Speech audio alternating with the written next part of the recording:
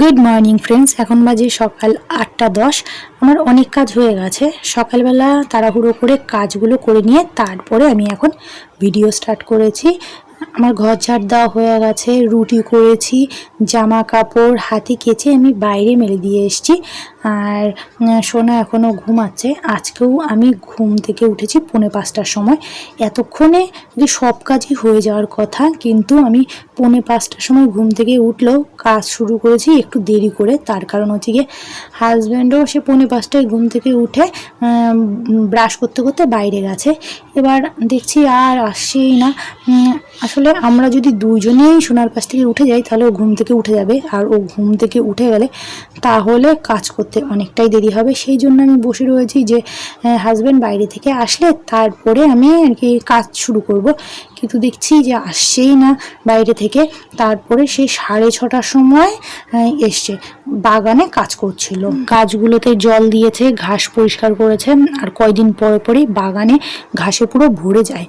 আর গাছগুলো নতুন লাগিয়েছে, সেই জন্য দুবেলা করেই জল দিতে হয়। আর গরমও তো খুব পড়েছে, জল না দিলে গাছগুলো মরে যাবে। আর বড় একটা কড়াইয়ের মধ্যে মাত্র আমি ছোট ছোট 2টো কই মাছ রান্না করছি। আসলে আমি কি 2টো তরকারি 2টো উনুনে বসিয়ে দিয়েছি, সেই জন্যই হচ্ছে গিয়ে বড় কড়াইতে মাছটা রান্না করতে হয়েছে। আর না হলে যদি ভাবতাম যে ছোট কড়াইয়ে রান্না করব, তাহলে ডাল হওয়ার পরে তারপরে আমাকে মাছের তরকারি রান্না করতে হতো, এতে দেরি হয়ে যেত। সকাল সকাল কাজগুলো করে নিচ্ছি, তবু গরমে থাকতে পারছি না, ঘেমে স্নান করে যাচ্ছি। আর বেলা বাড়ার সাথে সাথে এতটা গরম লাগে যে ঘরেও আর কি থাকতে পারি না। আমাদের ঘরে থাকতেই এতটা কষ্ট হয়, তাই আমি ভাবি যে আর কি যাদের বাইরে বেরোতে হয় তাদের কতটা কষ্ট হয়। আর যে এই গরমে যেদিন হাজব্যান্ড কি ডিউটিতে যায়, ডিউটি থেকে ফেরার পরে ওর মুখের দিকে আর তাকাতে পারি না, কি এমন অবস্থা হয়ে যায়। যাই হোক, আর এখন তো সব কাজ হয়ে গেছে, সোনাকে খাওয়ানো হয়ে গেছে, আমিও খেয়ে নিয়েছি। কি আমাদের সবার খাওয়া হয়ে গেছে। এখন আমি ভিডিও এডিট করতে বসছি। পুরো ভিডিও এডিট করতে পারবো না, কিছুটা এডিট করে রাখবো।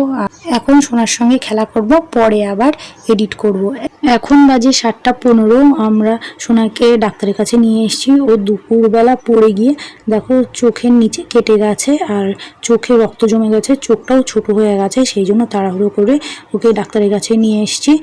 ডাক্তার 7:30টায় বসবে, আর আমরা 6:30টায় চলে এসেছি, যাতে সবার প্রথমে সোনাকে দেখাতে পারি। আর এতক্ষণ বাইরে দাঁড়িয়েছিলাম, একটু আগে ঘর খুলেছে, বাইরে প্রচণ্ড গরম। সোনা তো কিছুতেই থাকতে চাইছে না, ও বারবার বায়না করছে যে ঘরে যাব ঘরে যাব। আসলে গরমে খুব কষ্ট পাচ্ছে, আর ফ্যানের হাওয়াও খুব গরম, থাকা যাচ্ছে না। আর সোনাকে ডাক্তার দেখিয়ে আমরা বাড়িতে চলে এসেছি। আর সোনা তো দুপুরবেলা পড়ে যাওয়ার পরে চোখের ব্যথায় ঘুমাতে পারিনি, সেই জন্য এখন ঘুমিয়ে পড়েছে। আর এখন এদিকে আমাদের জন্য রাতের জন্য সিদ্ধ ভাত বসিয়েছি, আর ওইদিকে আমার জন্য চা বসিয়ে দিয়েছি। ডাক্তার বলেছে যে চোখে কোনো অসুবিধা হবে না, ওষুধ দিয়েছে, বলেছে 2-3 দিনের মধ্যেই ঠিক হয়ে যাবে। আর সোনা যখন ব্যথা পেয়েছিল, আমি তো ভেবেছি যে চোখে ব্যথা পেয়েছে, চোখে হাত দিয়ে খুব কান্না করছিল, তবুও যে চোখটায় কিছু হয়নি।